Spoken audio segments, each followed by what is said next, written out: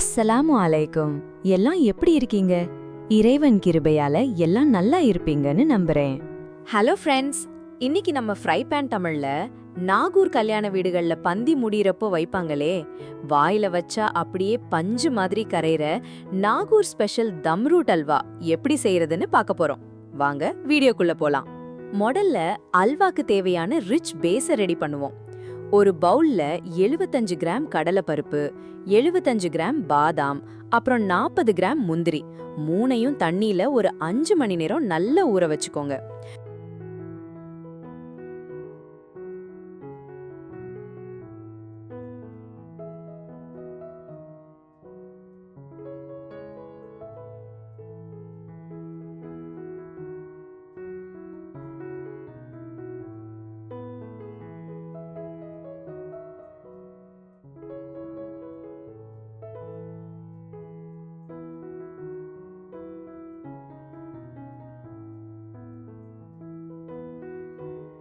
ஊறிய பாதாம் தோலை உரிச்சு வச்சுக்கோங்க.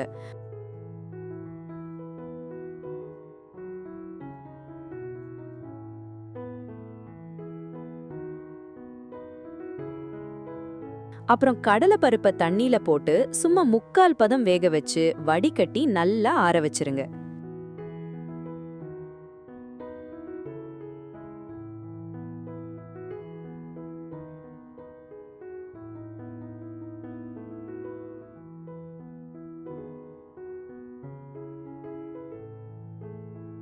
இப்போ ஒரு அகலமான கடாய அடுப்புல வச்சு 750 மில்லி பால் ஊத்தி கொதிக்க விடுங்க. பால் கொதிக்கிற கேப்ல ஒரு கோப்பையில 4 டீஸ்பூன் பூஸ்ட் எடுத்து அதுல கொஞ்சமா பால் ஊத்தி கரைச்சு வச்சுக்கோங்க.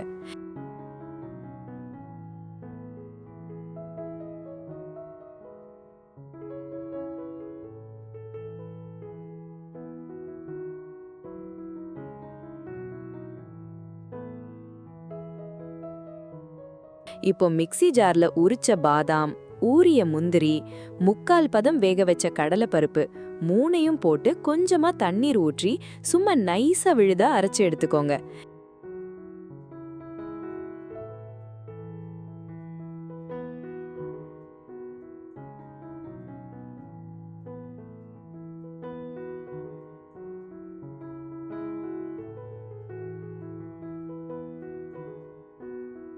இதுதான் நம்ம அல்வாவோட ராயல் ஃபவுண்டேஷன். பால் நல்லா கொதிச்சு வந்ததும் அதை ஒரு கனமான இரும்பு கடாய்க்கு மாத்தி கொதிக்க விடுங்க. இப்போ 150 கிராம் ரவைய மெதுவா தூவி கட்டிகள் விழாதபடி நல்லா கலந்து விடுங்க. ரவை அந்த பாலிலேயே நல்லா வெந்து சாஃப்டா வரட்டும்.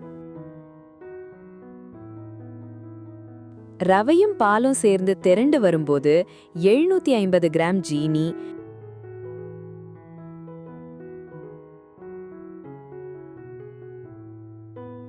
நாம அரைச்சு வச்சிருக்க பருப்பு விழுது, அப்புறம் வாசனைக்காக தட்டிய 15 ஏலக்காய் எல்லாத்தையும் உள்ள போட்டு கைவிடாம கிண்டுங்க.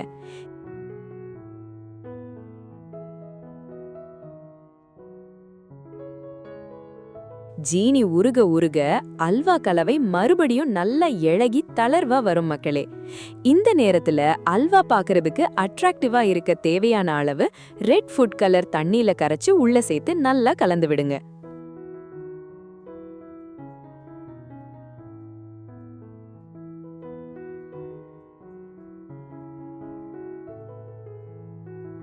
இப்போ அல்வாவோட கிளைமேக்ஸ்க்கு வருவோம். நாம அளந்து வச்சிருக்க 250 மில்லி நெய்ய ஒரேடியா ஊத்தாம கொஞ்சம் கொஞ்சமா ஊத்தி கிண்டிக்கிட்டே இருங்க. அல்வா வேக வேக ஊத்துன நெய்யை எல்லாம் உறிஞ்சிட்டு கடைசியில சுருண்டு வந்து நெய்ய வெளியே கக்க ஆரம்பிக்கும்.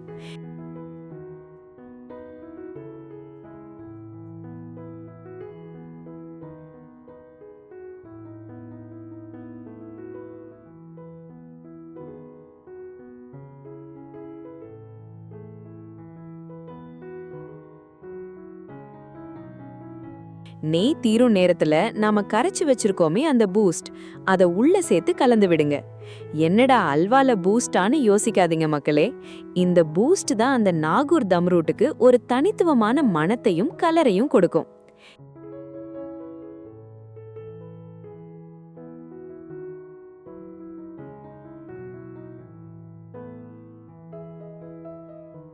இப்போ நெய் பிரிஞ்சு வரும்போது நெய் தடவிய பாத்திரத்துல கொஞ்சம் இளகுன பதத்திலேயே ஊத்திடுங்க.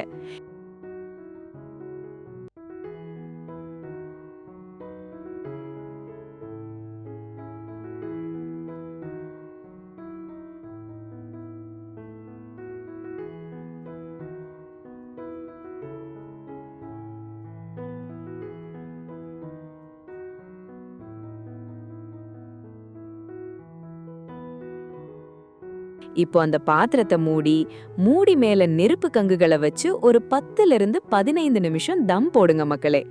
அப்புறம் ஒரு இரவு அப்படியே விட்டுடுங்க, நல்ல செட் ஆகட்டும். மறுநாள் காலையில திறந்து பாத்தீங்கன்னா சும்மா நெய் மினுன்னு நாகூர் ஸ்பெஷல் தம் ரூட் அல்வா அப்படி செட் ஆகி இருக்கும். ஒரு பவுல்ல அள்ளி வச்சு அந்த அல்வாவை ஸ்பூன்ல எடுத்து வாயில வச்சிங்கன்னா அந்த பாதாம் பாலோட ரிச்னஸ், பூஸ்டோட ஃப்ளேவர், நெய்யோட வாசனையோட சும்மா தேனா கலையும் ஃப்ரெண்ட்ஸ். தட்டுல ஒரு சொட்டு கூட மிஞ்சாது. நீங்களும் உங்க வீட்ல இந்த பாரம்பரிய நாகூர் தம்ரோட் அல்வாவை கண்டிப்பா ட்ரை பண்ணி பார்த்துட்டு எப்படி வந்துச்சுன்னு கமெண்ட்ல சொல்லுங்க. வீடியோ பிடிச்சிருந்தா லைக் பண்ணுங்க, ஷேர் பண்ணுங்க. மறக்காம நம்ம ஃப்ரை பேன் தமிழ் சேனலுக்கு சப்ஸ்கிரைப் பண்ணிடுங்க. இன்ஷா அல்லாஹ் அடுத்த ஒரு அட்டகாசமான ரெசிபியோட சந்திக்கிறேன். Tata, bye bye.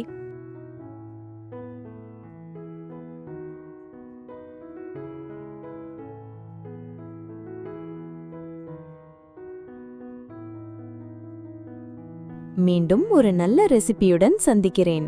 அஸ்ஸலாமு அலைக்கும்.